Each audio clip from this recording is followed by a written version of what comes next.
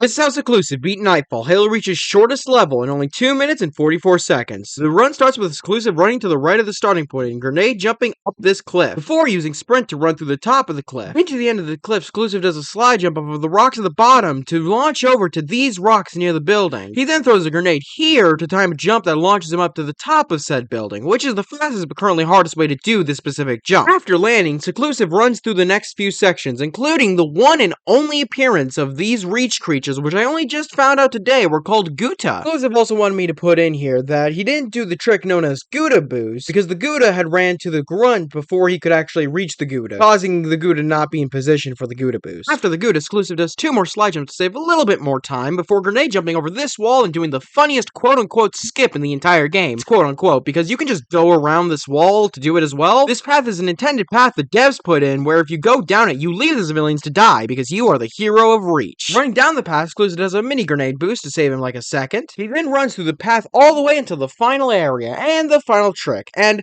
I'm unsure where to even start with this trick, so I'll just show you it first and then explain what's happening.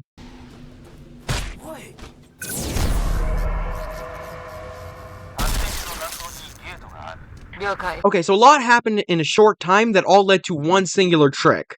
So, at the beginning, you can see Seclusive trade out his sprint for armor lock. He then turns around and melees June to stop him and move him into position before jumping on his head. At the same second as jumping on June's head, he armor locks on top of June, which causes an interesting interaction since the game doesn't intend for you to use armor lock on top of an entity. The game exponentially increases your downward speed. Doing this on top of any other enemy or ally would lead to their deaths, but June and the other members of Noble Team are given immunity. Thanks to being on top of June, all of that downward force is applied onto him, causing him to speed forward at, to put it lightly, insane speeds. That speed only really gets crazy though after Seclusive hits this rock to reposition June and launch to the gate itself, which is why he made sure to set himself and June up in this specific position. And despite what it may seem, this launch actually has no RNG to it.